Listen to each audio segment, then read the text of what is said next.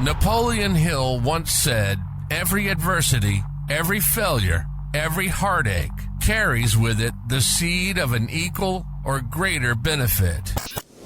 And we couldn't agree more. This is Lift Me Up. We're here to have candid conversations about something we all face, trials and heartache. We're here to explore the positives that emerge from these things. We have a blast. Remember, no matter how tough things may seem, there's always a way to rise above. This is Lift Me Up. All right, everybody, welcome back to Lift Me Up. It is absolutely fantastic to have everybody here this wonderful day, and we are really excited. We've got a wonderful guest with us today. We're going to give Joey an opportunity to introduce himself here in a minute and tell us a little bit about himself. But we're back. We're back for another episode. It feels weird because like we've had a little gap, like we switched, right? We went to this twice a month. And when we did that, we knew that it was going to kind of add some hiccups into our normal routine. Because if everybody remembers, we were hitting once a week for like over a year and a half almost. Yeah. And good night. Like I always thought I was going to run out of something to talk about, but I don't. That's never going to happen. Never. So that's at least why we got keep that you going. around. Wow, that's pretty much the only That's why reason. it ended up you and I and not me and not the Megan girls. or you and Cammie, because we can always BS our way through anything. Yeah, that's true. That's true. That's why we have excelled in the things that we've done in life, I guess. Absolutely. So anyways, as we always do, we want to kick it off with our Lift Me Up moments. Yes, sir. Do you want to start or do you want me to? Either way, I think I'm prepared this time. Sounded good. like you were prepared, so I can still add some flavor to mine. So why don't you go ahead and I'll see if it comes back to me a little bit better.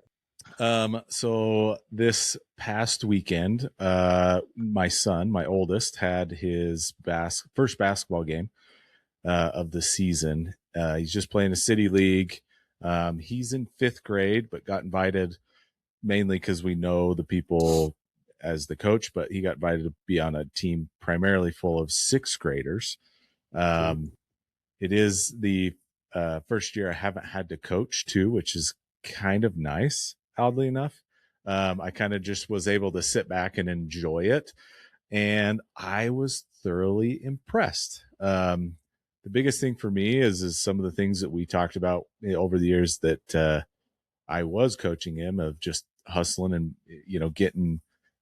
I told him, I was like, I don't care how many points you get, but the biggest thing is the more rebounds you get means that you're hustling harder than the other guys. And so I said, the more you can do that, the prouder I'll be, to be truthfully honest. And he listened. I mean, he did great, honestly. And when he did shoot, I was excited to see that he's grasping things, like he's actually listening, but when he grabbed it, he'd grab and shoot, rather than at that age, they're still kind of grabbing that ball and like just moving around, then deciding to shoot. And so, no, it was just a proud dad moment of just seeing him develop into an athlete, really, and find his own skill and that kind of stuff. So, it was good. I was pretty stoked about it on Saturday. So that's awesome. I think we all know that athletics directly come from the child's uncle. So let's be honest. It's so beneficial. I don't need him to be ending up. I don't need him ending up as a cheerleader as a senior in high school. Okay. All right. Hey, you know what? Window. Let's go back to that. No, we won't go back to that for a moment. No, don't go there. But I took advantage of the opportunities that were provided to me. Okay, Mike? Mm-hmm. That's just how you did what you could. You did what you could. Oh, yeah. I went to every game and got to hang out with chicks all day. It was great. Yeah, you did. I guess. That was a literal lift me up moment. Anyway. Yeah. Go back to high school. It was a long time ago, too. Mine's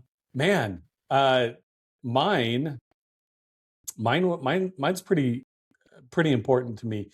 I had surgery recently, last week. And my lift me up moment was the kindness. Like, I think whenever you have some sort of a medical procedure, I think you naturally go into situations with apprehension. You're a little bit like, okay, there was even a moment before the surgery, I was like, man, maybe my arm doesn't hurt that bad. Maybe I can get through this. Like, I'll be okay. I've had 2 shoulder surgeries, a knee surgery. I've had all these things happen, right? And I'm literally driving there and going, maybe I don't need to do this. Now, part of my problem is it was a really unique surgery. It's not one that a lot of people have done, but it was one that was giving me a lot of problems. So I had my ulnar nerve. I had carpal tunnel in my right hand, and then I had my ulnar nerve, which is known as your funny bone, right? The nerve that runs through your elbow. I had mine relocated in my arm. So they cut my arm open and they took the nerve and they moved it up onto my forearm and had to build what's called a muscle dam in order to get it to stay there.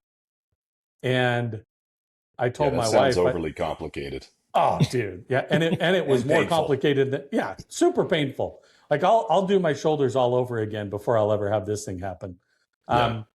And I told my wife, I said, selfishly, a lot of this was for golf. It's because, it hurt every time I would play golf, like really bad. And now it's not supposed to hurt anymore. So I was second guessing myself. Anyway, I'm there in the room and they're getting me prepped and they're doing all this stuff. And I was so thankful for the nurse that was setting me up and checking me in. There was a level of care and humor and made everything feel more comfortable, which I think that, number one, I think you just have to be a special kind of human to be in that field anyway. Agreed. But number two, to do it in such a way where I think she could sense that, I'm a grown adult and I'm second guessing this whole entire thing. And you could tell that, there was an element of like, okay, you signed it, bro. You're in. Yeah. And like, sorry, IV's gone, dude. It's in there. Anyway, I was just super grateful for the kindness of that nurse. She jokingly said her name tag had flipped over, and my wife said, what's your name? And she goes, that depends. Are you enjoying this experience or not? And I said, honestly, you're making this a lot easier. And she goes, okay. And she flipped it around. She goes, my name's Brittany. It's like, okay. Anyway, so I'm just grateful for that. The end result, you just hope and pray that everything goes the way that you expect it to, or the way that you're instructed it might go. And that's what I'm sincerely hoping for. But that was my moment of, it's great to have people around us that never met this person, but she had a way of making me feel a lot more comfortable about the situation. So that was my lift me up for me. Nice. That's awesome. That's great. Yeah. Well, you kind of know how it works. It's my turn? It's your turn. We'll let you dive into it. What's your lift me up moment? And this can be something for yourself or something that somebody did for you, or you feel like you were able to do for somebody else. It can be I don't do anything for other people, so it'll have to be for me selfishly. That's ridiculous. I'm 41 now, and so my oldest daughter, I have 4 daughters, we'll probably get into that in a few minutes, but my oldest daughter's 18, and she's a senior in high school, and she does drill team. And all of her growing up, since she could walk, she's been dancing. And she's done competitive dance forever. And so she's done, solo competitions for almost that entire time. And this last weekend they have like invitationals prior to regional competition and state competition for drill. And she participated as a soloist. And this was her last solo competition ever. She doesn't have a lot of aspirations to do dance further in life, so there could be one at some point, who knows. But as far as we can tell, this will be her last one ever. And, going to that and just kind of participating in the flipping of that chapter in life, it's bittersweet because, I cried, like a little baby, and she gave me a hard time about it, and that's good. She comes by it well. But, just seeing those things change in life and seeing her be kind of satisfied with that chapter in her life and ready to move on to the next things that are coming down, for her was rewarding more than it hurt. And so that Yeah. was nice to be able to, you know, um, just it's kind of God's grace and things, just kind of gives you that little bit of, okay, you're going to be okay, even though this hurts right now. This chapter doesn't have to be ugly that you're going into. Just enjoy the one that you were in, and enjoy the closing of it, and look forward to the next chapter. So that was a good lift me up moment, I would say. Awesome. Yes. It's exciting. That's rad. Yeah. I think we all appreciate those last moments, Yeah. right? Like there's something about them that we just hold so tightly to. And yeah, I mean, they're memorable for a reason, both for the parent as well as, the individual going through that experience. That's Yeah. really cool. Sorry, Mike, you were going to say something. I just remember those times too, even for myself, and how impactful they were and meaningful, just reminiscing about those good times. It was great. Yeah. But Good times. well, thank you. That was good. So I'll do a little introduction, then we'll let you continue on. But Joey Liddle, he is the president and CEO of Mountain Land Supply Company, which I am blessed to be a part of. And what's funny about getting Joey on here is I had him on my list like months ago to come on the podcast.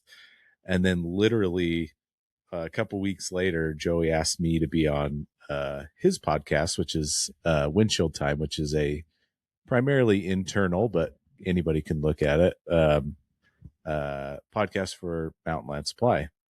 And it's getting to know people and their stories and where they came from within the industry and things like that. So I had the opportunity to come on, but I told him that I had to have him on mine as well. And There's so a quid pro quo involved. Yeah, that's right. Yeah. He graciously was willing to do so. So we finally got him on. So thank you for that. But yeah, we'll let you kind of go from there. I don't want to go too detailed, but kind of introduce yourself. Go ahead. I gotta say though, as a Mountain Land customer, okay. Yeah. Mike wore all the gear, and I'm like, dude. Well, dude, what's the deal? He looks good in it too. He does look good in it. It's funny because I have a Mountain Land hat and I have a few other things, right? Yeah. And I was thinking, man, I should wear mine. And I was like, no, Mike will represent plenty. Well, between the two of you, you got Mountain Land covered. I just hope to keep buying from you. Yeah, we hope for that too. Yeah. Yeah. I always say, my life is sponsored by Mountain Land Supply because I wear basically everything in my closet's Mountain Land gear, tumblers, everything else, Oh yeah. So my whole life is sponsored by Mountain Land. You guys got the great merch. I will say that. Like I've been around a lot of companies and had the blessing of being some companies that I've seen that have done a lot of really cool, like, merch and take care of their customers. You guys take it to a whole nother level with the way that you fit it out and the design stuff. It is pretty dang cool. So shout out to your team there. Appreciate that. Yeah, marketing will appreciate that. Hasn't always been that way, but we've gotten better over time. Yeah, Tim's head doesn't need to get any bigger than this. For sure. So yeah, thanks for letting me come on, guys. It's a pleasure to be with you. Joey Liddle. I started at Mountain Land Supply almost 22 years ago. Wow. I started as a driver, which was the entry-level position, and still, by and large, it's the entry-level position at Mountain Land. I grew up on a dairy farm in Payson, Utah, and through several years of, no profits and negative profits and tax debt and everything else, we ended up needing to sell our dairy farm that was affiliated with Winder Farms in Salt Lake City. That was my dad's cousins. So we were the production end. They were the processing end. So ended up selling everything off, and the farm ended up going to a family that was relocating from South Jordan. And so we loaded up our last of our dairy cows, and a neighbor that lived near us, his name was Brent Anderson. He was the assistant general manager for Mountland at the time. He asked my dad at a neighborhood function, "Hey, I saw you guys were loading up your cows. What's going on?" And he kind of told him the backstory. And he said, "Oh, well, what's Joey going to do for work?" And he said, "He's got the want ads. This is back when want ads were a thing." He's like, "He's got the want ads. He's going out tomorrow trying to find some work." And he said, "Well, I need a driver, so just have him come in about 9 o'clock tomorrow morning." So came in. It was a Tuesday. Remember it well. Came in at 9 o'clock, and that was my first interview and my last interview. So I was just going to work at Mountland for the summer while I went to school, and it just kind of stuck. So it's been an awesome journey for me. I did the sales and marketing side. Is that how I came up through the company? But you tend to work in or around all the different departments. At least we did back then. So we were 68 employees back then, and we're 120 or 1,120 now. So we were just in one state back then. We're in 7 states now. So it's been a fun ride, and offered me a ton of opportunities, and allows us to branch into Idaho and find people like Mike that will graciously come and work with us and join our family. It's an employee-owned company, so every employee gets ownership and retirement benefit from it. So it's a really cool concept, and just been kind of a labor of love over the years. Personally, as I mentioned, I have 4 daughters. My wife, Tawny, is a registered nurse.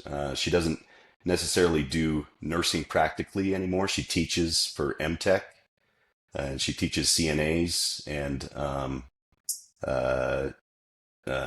let's see, LPNs, that sort of thing. So she's doesn't have to do as much of it anymore. She has some people she really likes that she works with, so she gets to work with them and kind of do the teaching route, so it's not as demanding on her schedule.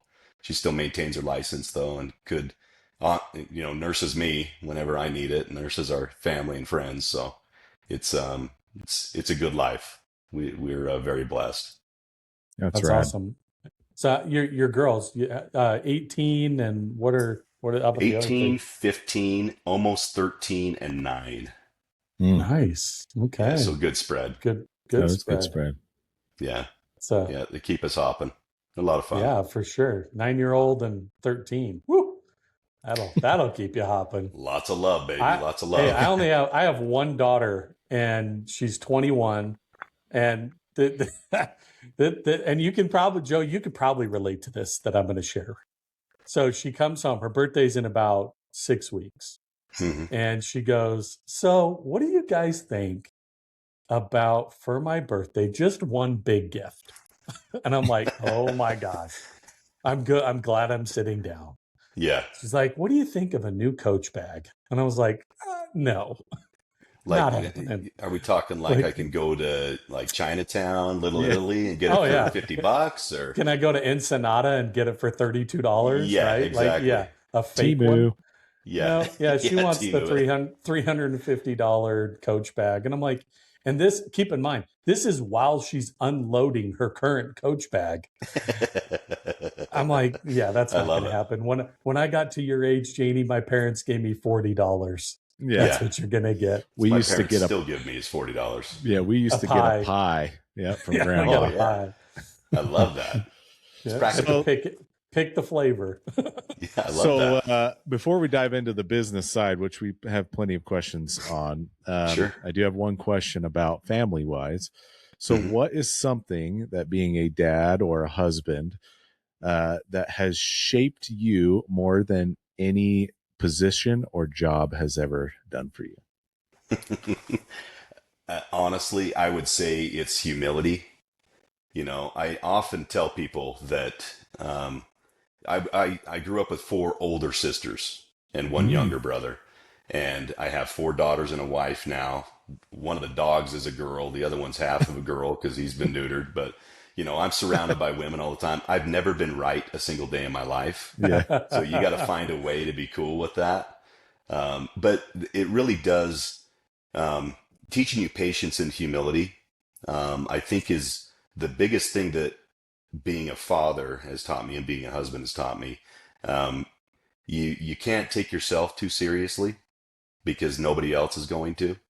You know, I remember getting mad with my daughters and they just would look at me like, who are you to even, yell at me? You can't yell at me. I'm me. So that those tactics just don't work. You can't really strong arm or BS a woman. They can see right through it. So you have to be a lot more understanding, and then you have to know who you are in order to be confident enough to hang.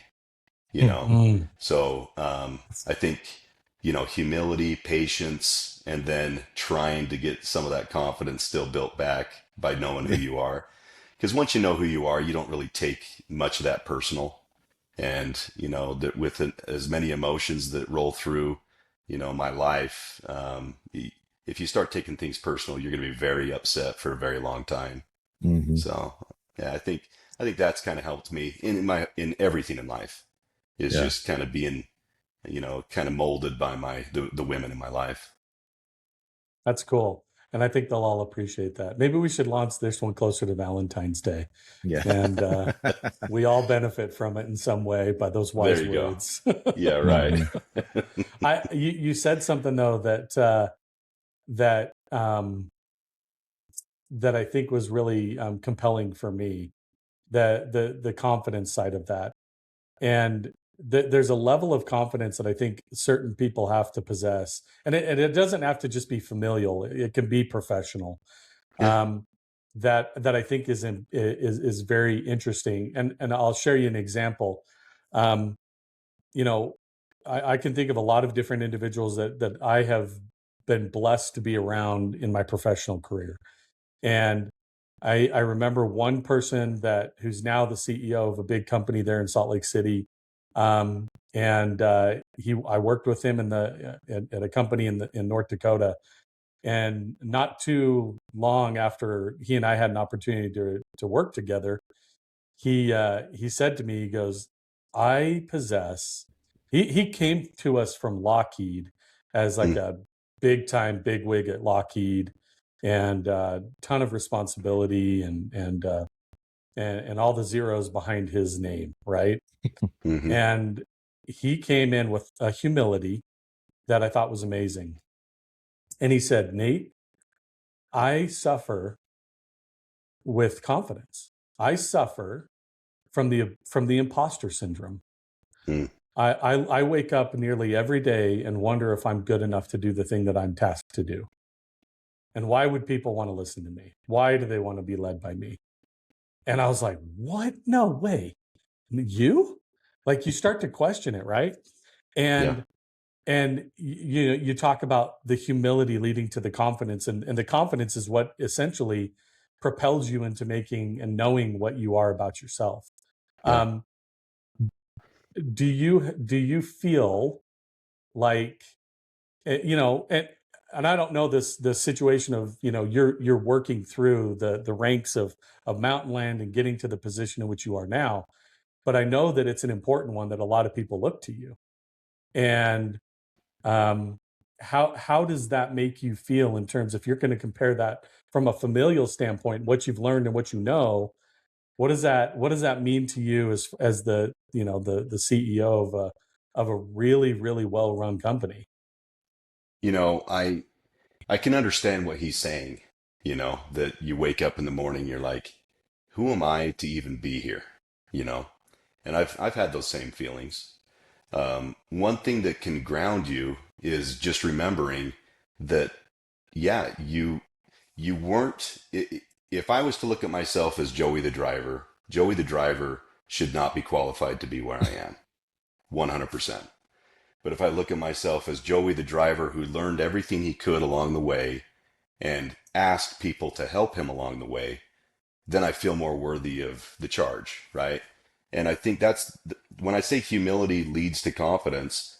If you humble yourself enough to ask people for their help, they will in turn give you everything you need in order to understand who you are. And then you Mm. realize if you do that enough times and you stay humble and you say, I don't know everything. I'm never going to know everything. but I know that I can find somebody who will help me with the things I need to know. Then you realize that it doesn't matter who you are. It doesn't matter that you have all those qualifications. It matters that you understand that you don't need them. And then Yeah. you can be confident in the person you are. And that leads to authenticity. And people just want somebody to be authentic. They don't want you to BS your way through it. You know, they can see that people are human bloodhounds. They can see through the BS so quickly if you're faking it. Yeah. But if you're just honest with them and you're like, you know what, I appreciate what you just said because I never even looked at it that way, or I have no idea what you're talking about. Can you help me understand it? And be true when you're saying that. You know, be honest with them. And if you're authentic that way, people are like, you know what, I'm going to give this guy a try because Yeah. he's not misleading me. You know, the humility and the honesty. It's like, okay, well, authenticity is rare because everybody feels like somebody's trying to game them all the time. I feel it too.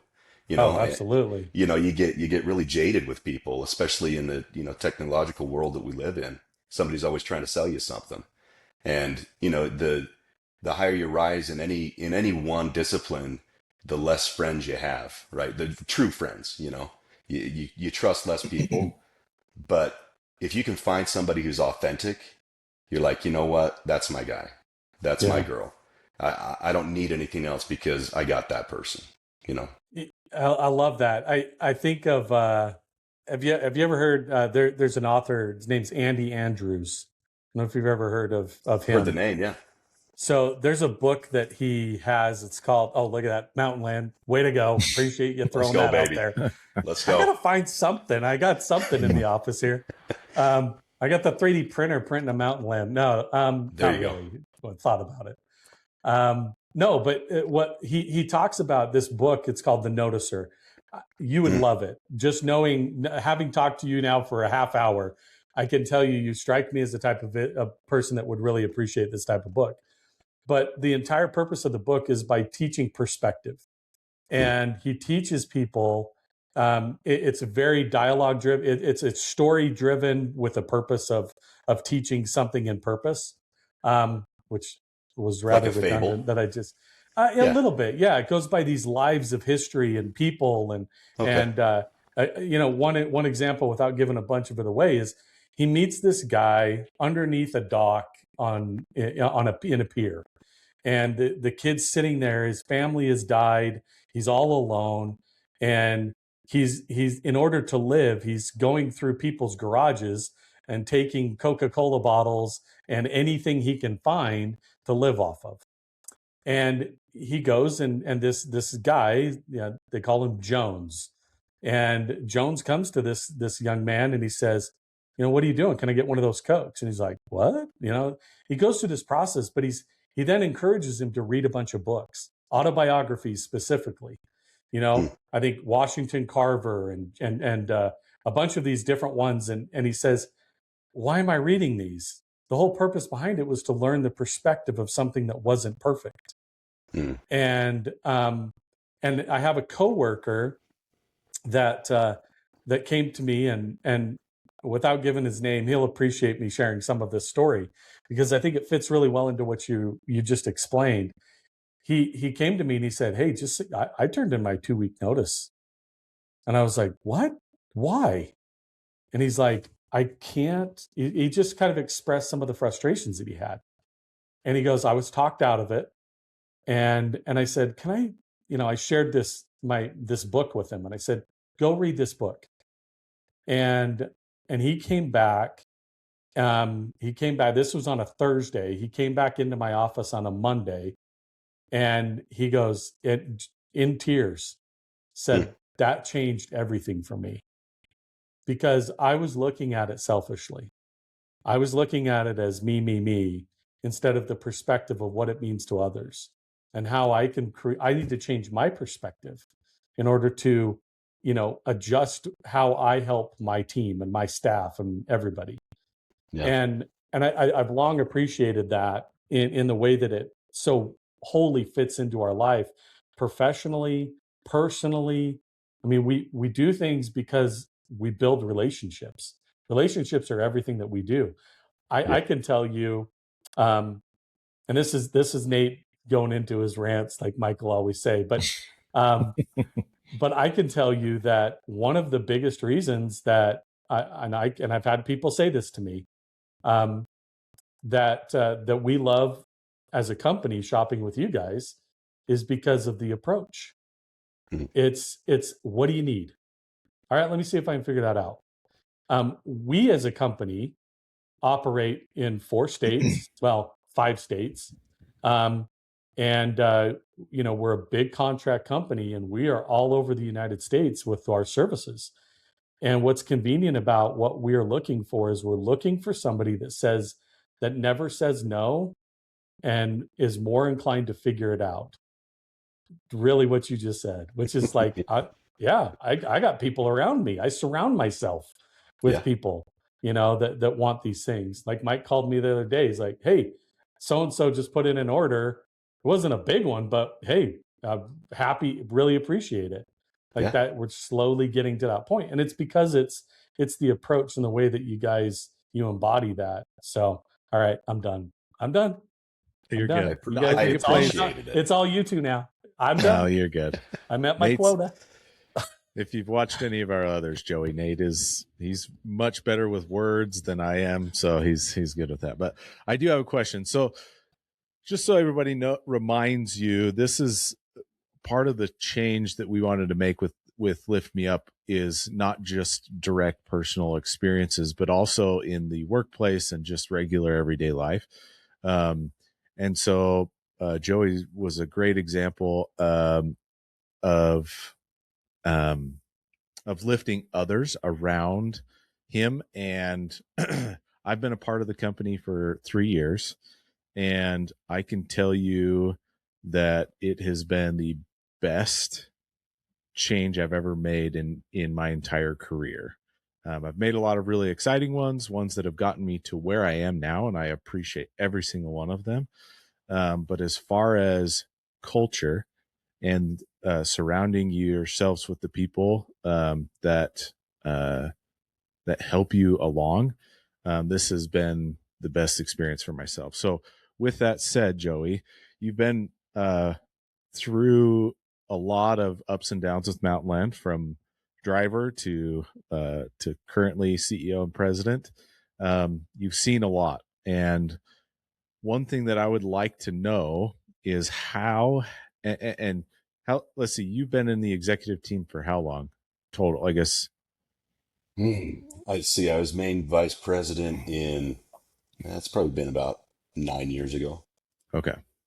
Yep. So even in that state, and I guess I'll ask this first question. So how currently, through those ups and downs that we've been through, do you protect that culture?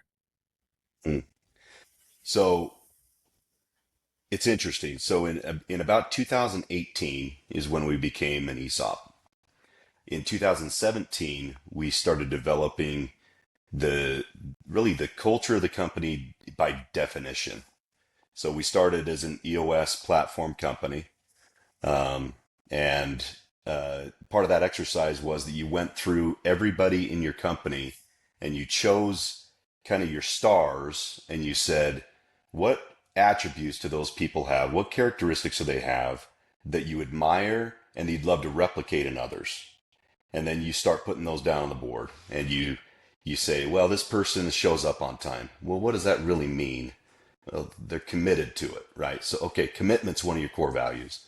And so we ended up with 6: courage, commitment, collaboration, optimism, ownership, and what did I miss? I missed one of them. Did I say collaboration? Compassion. Holy crap, compassion. Sorry. So I'm a horrible we ended up having employee. those 6, right? So that's what we kind of live and die by. We hire, we terminate, we reward, we coach based around those 6 core values, so that we can help continue to foster it. And over the years, I tell you, it has really become something that we hold very sacred, are those six attributes. And what's courage? Well, it really is integrity. It's the courage to do the right thing when nobody's looking. What's collaboration? You reach across the aisle and ask for somebody for help if you hit a stumbling block.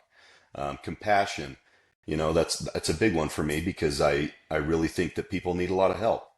And it's one of those things where everybody's fighting an invisible battle, so be unfailingly kind, right? So, and then optimism, ownership, those kind of speak for themselves. But when you talk about commitment, it's not just somebody who's going to put in overtime. It's, what are they doing while they're there? Are they doing everything they can to make sure that your company's moving along the way it can? So if we just stay focused on them, and everybody in our company is supposed to be having those conversations at least semi-annually in reviews, and they're told by their supervisor, where are you ranking on those things? And not everybody's going to do them all the time. I mean, nobody's going to be 100%, compassionate all the time. We all have our failings. Nobody's going to be 100% locked in on any of them.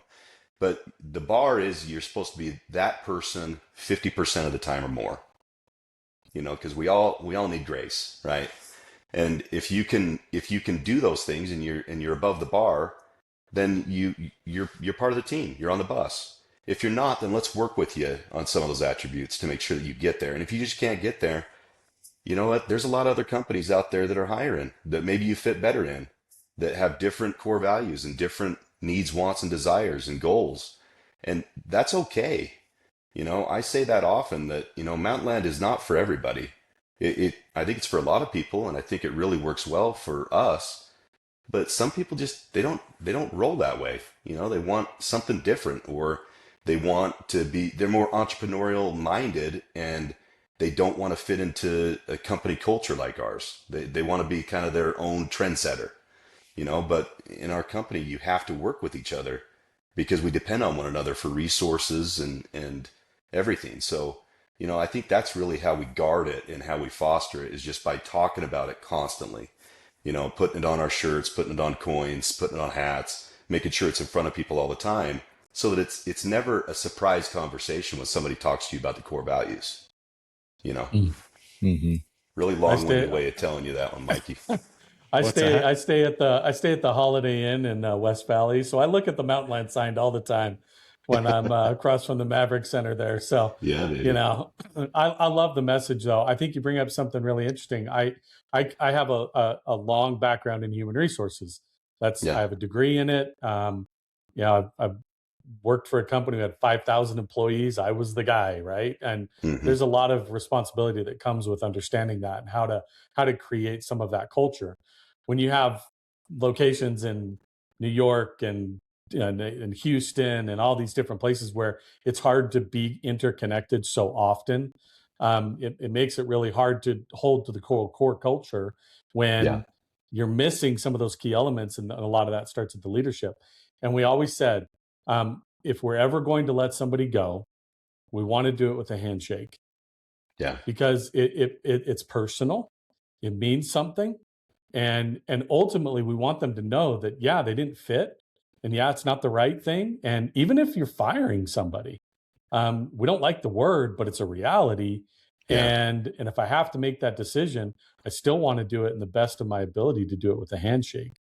It may not happen because they may not shake back, but I want them to feel that way, right? Yeah, right. So, I look at it in terms of being able to stay interconnected, and I can tell you that that's something that we failed at. Now I had to lay off 1,500 people in 3 weeks. Yeah. Price of oil drops to $7 a barrel. What am I doing with so many people? Where's it coming from? Yeah. What's going to happen? And, those are tough moments to do a bunch of handshakes, but I think what you've embraced, the company I work for now, EOS based, same type of idea. So we've got our core values that we literally do the same exact thing. Like, we embrace the idea of creating a culture in which people feel welcomed, cared for, and we end every day with what we consider to be that win-win partnership. And in every element that we do. So I love that. I appreciate you sharing that. Yeah, of course. It's really good. Yeah, I think for me, honestly, as an employee, some of the greatest parts of this that just rings so close to my heart is just is the personality or the personal nature of every relationship that we have. Just a couple examples. One is even just management. Every single executive or manager or anybody, those titles to a lot of people are intimidating. And so no matter who you are, it can be intimidating to have a discussion with your president and CEO, right? Yeah. But I've found that that's just, a position, and I don't mean that lightly. I mean, I do mean that lightly. I don't. No, You guys I obviously respect it. I respect that you say it that way. But even my boss, everybody knows my boss is the entertainer. Wild card. Everybody, court jester. The wild card. Everybody that sees him in a social aspect, it's not always the same person. He is awesome. He every time we have a constructive criticism moment, honestly, every single one ends in, don't let it work you up.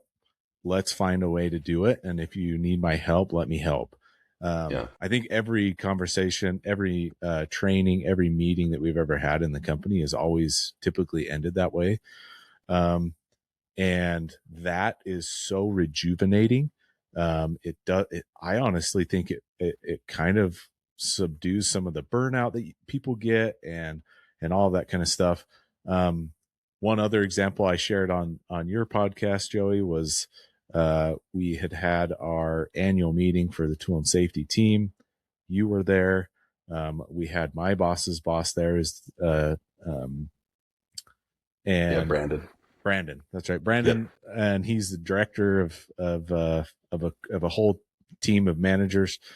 And honestly, that meeting just was incredible. The entire meeting was basically a conversation, and never once did you or Brandon or even Spencer trump any of our comments with, well, I'm the CEO or I'm the director or I'm the manager. It never was that. It was always, well, how is it working for you guys and what can we do to try and make it better?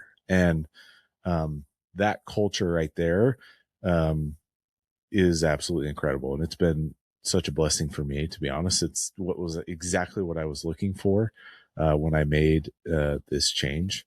And so I guess that was my rant on saying thank you for one. Oh, but no, man. No thanks needed. Your thanks is that you still show up every day, regardless of, our inadequacies and the way we do things. So it doesn't happen without all of us. And I really loved what you said about, not putting so much weight in titles. It's really just roles. I have a role to play at the company with its own set of responsibilities the same way that you do. That doesn't mean that I'm any more important than anybody else. And I understand that there is that, the moniker comes with a certain amount of fear. And I try and kick against that as much as possible, because I still feel like I'm Joey who's been a driver. I've done all the jobs that, most people have done at the company, and I still feel like I'm the same person, just with different responsibilities. And why should I feel like I'm a better person, or a higher person? I still feel like I have roles and responsibilities to take care of that, aside from being a fiduciary for the company, there's nothing nothing beyond that should be, held over anybody's heads. That's just the way I feel about it. And I think that if you keep to that humility, I think that permeates through the company. Everybody feels comfortable, bringing up their ideas, because, my idea factory stuff is very limited. I had a lot of great ideas for a long time, and now I have like 2 a year that probably aren't any good. People tend to listen to me, but the ideas and the initiatives don't normally come from me anymore. It's just more, okay, well, how do we get you those resources to make sure that you can fulfill your ideas? So, It's really sucks to get chills in your arm when you've got a big old scar, because it kind of hurts. but the interaction that the two of you just had there literally just gave me chills. Because look, I mean, from an outside perspective, you know, Mike, is my only brother. We're 8 years apart from each other. We didn't know each other. I mean, there really was no, like, our childhood was very disconnected. I was Spencer. I was a wild card. Okay. And I then you love ended up in Spencer. HR. Yeah, right. The Hey, HR hold on. liability ends up in HR. So let's address that for a quick moment. Anybody that tells you they wanted to be in HR that is in it is bold-faced lying to you. Then run away from them. They absolutely found themselves in it because something happened. And or that's what somebody else happened to didn't me. want to do it, and you said yes too Yeah, many you times. said, okay, yeah, I'll be that guy for a moment. So Yeah, anyway, that's how I feel 100% what it is.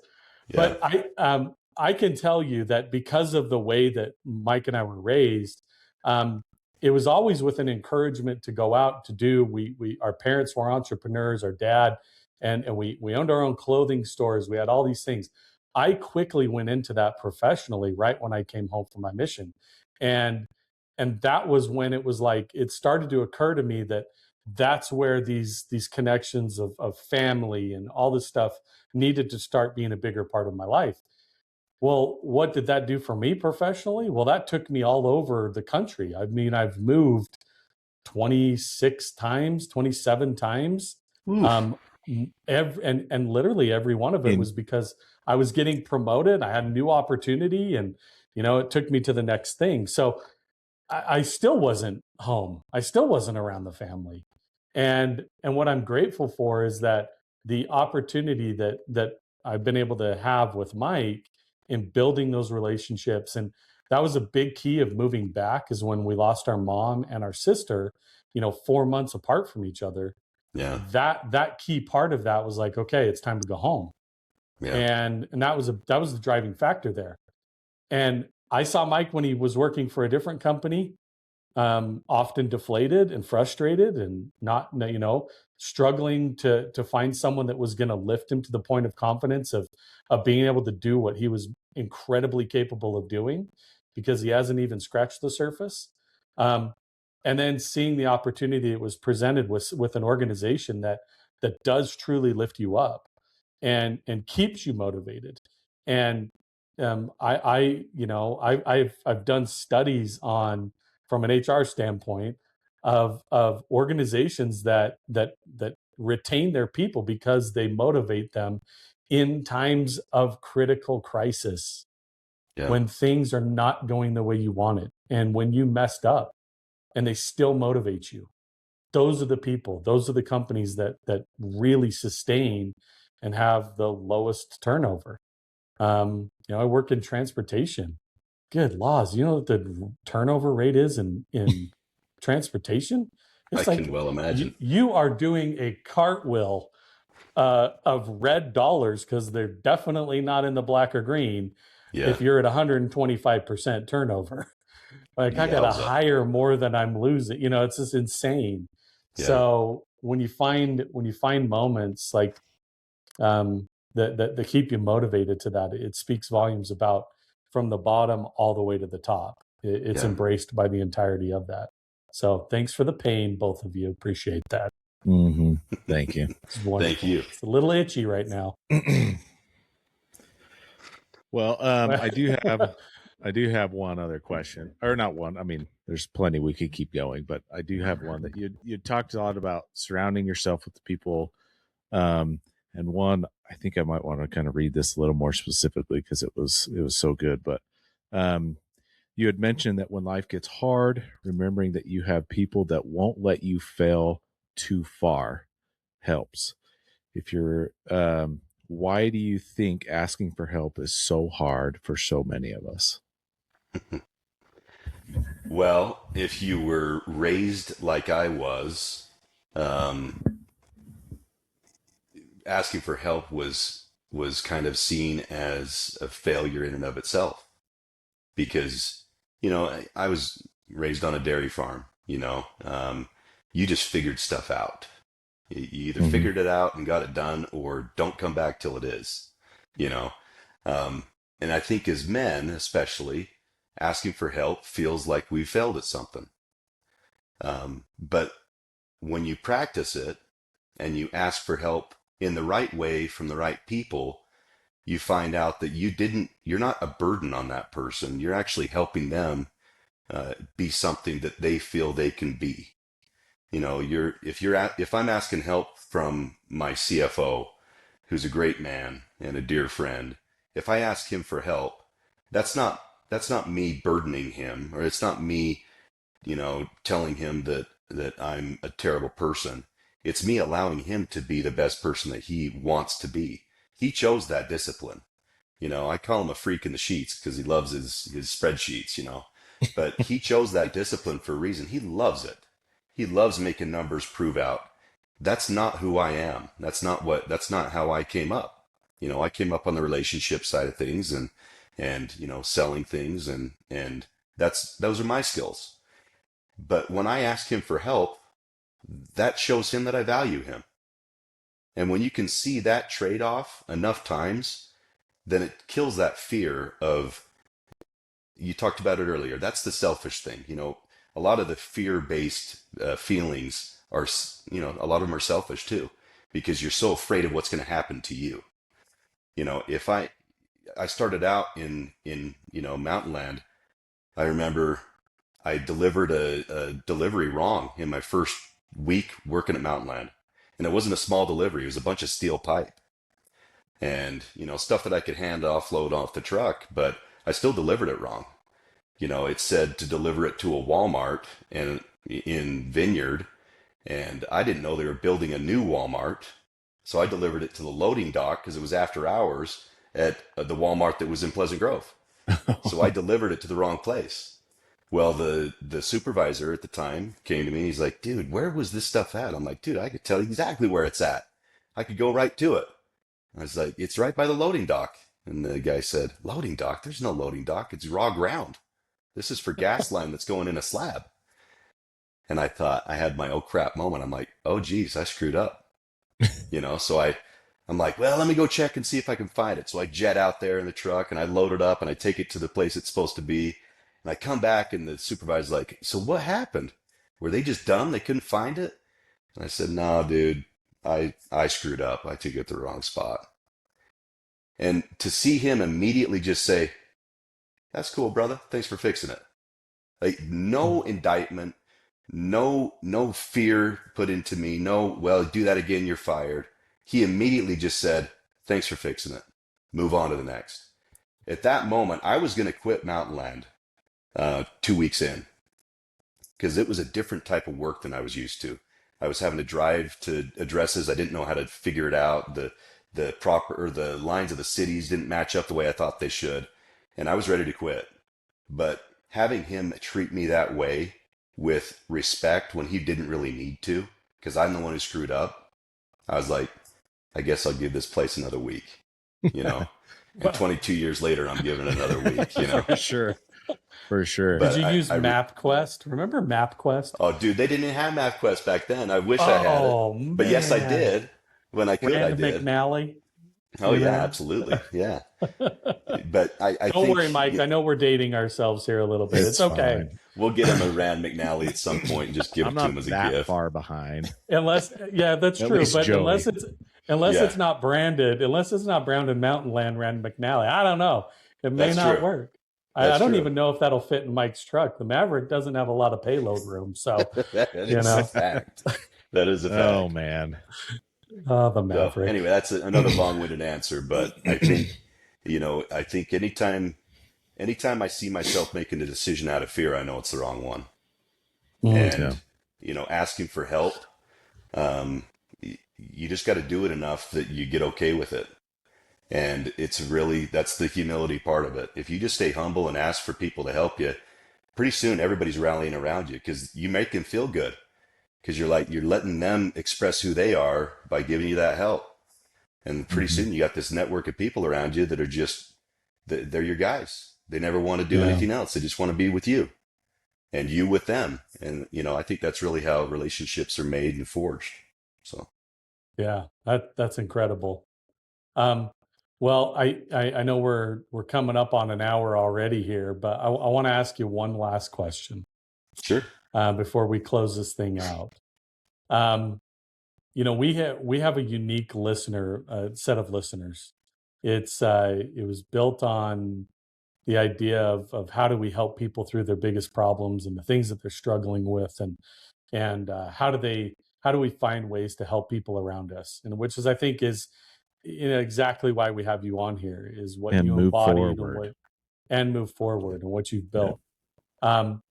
If you could leave our listeners, you might have to expand to Australia, because for some reason we have a really weird, large following in Australia. Not sure why. You never know. It's very bizarre. If you could leave our listeners with one reminder, on the days that they feel like they're failing, what would that be? What is the thing that you would leave them with? So on the days when I feel like I'm failing, I remember that, like I said before, there are so many people around you that won't let you fail. If you will just ask for help, if you'll just humble yourself a little bit and just say, I've given everything that I can right now, because my 100 today feels like 50 from yesterday. I gave everything I could. Will you just please help me fill in these gaps? The joy that it'll bring to your life, knowing that people care that much about you, that they won't let you fail very far, that'll sustain you through most things. And if it doesn't sustain you enough, ask someone else. And just keep asking. And if you ask for help enough, you'll realize that there's so many people out there that love you and that won't allow you to fail, at least not for very long. That's what makes life worth living. That's what makes it worth getting up every day and facing the hard things, is knowing that no matter how hard it gets, somebody's going to be able to help me. I don't have to do it alone. So there you go. Great. That's what I would say. Thank you very much. It was an absolute honor to have you on here with us. Oh, it's a pleasure. It's great to finally put a face to the voice. And I'd love, we'll post in the comments of this, we'll tag the podcast that you guys are doing. It's fun to listen to. I've enjoyed it. I know they're not super long. Usually they're pretty tight. Just a drive, 25 minutes tops. Yeah. So it's great to be a part of that listening group, and we're excited to kind of turn a few more people onto your wise words. So there's not many of them. You may hear a good idea every now and then, right? Is that what you're saying? Yeah, every now and again. Yeah. I love it.